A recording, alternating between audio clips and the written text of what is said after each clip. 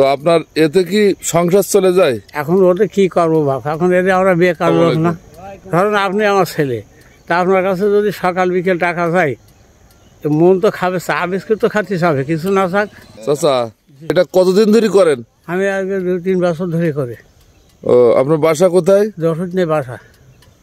আচ্ছা, তো আপনি এগুলো নেছেন কোথা থেকে?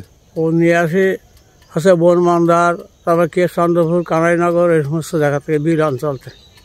এ কি খামারের না বাড়ির? না, এসব বাড়ি। ও, তো আপনি কত টাকা ডিম বেচেন প্রতিদিন? ওই 100 ডিম হলে ধরেন 100টাই বেচলাম। দাম কেমন যাচ্ছে হাঁসের ডিম?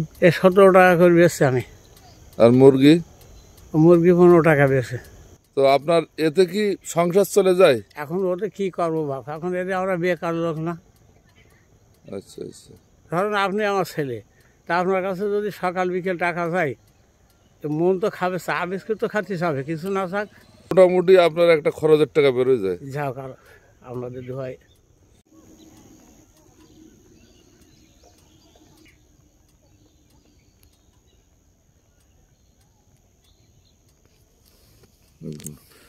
আপনার নামটা কি যেন?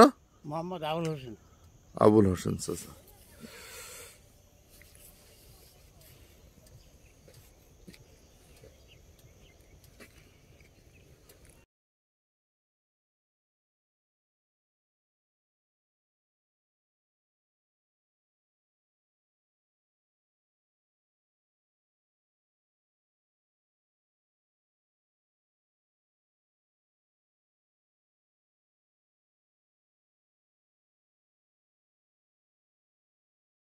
চাচা, আপনি কি ব্যবসা?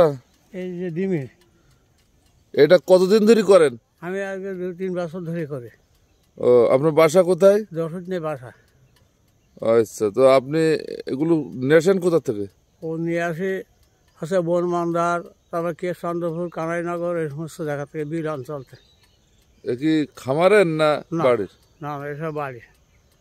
ও, তো আপনি কত টাকা ডিম বেচেন প্রতিদিন?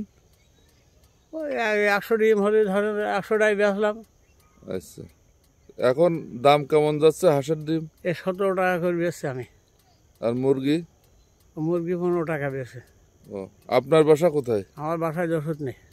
ও আচ্ছা, তো আপনার এতে কি সংসার চলে যায়? এখন ওতে কি করবো বাপ, এখন এতে আমরা বেকার লোক না। আচ্ছা আচ্ছা।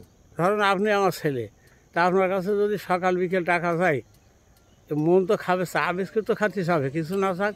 সেইটাই।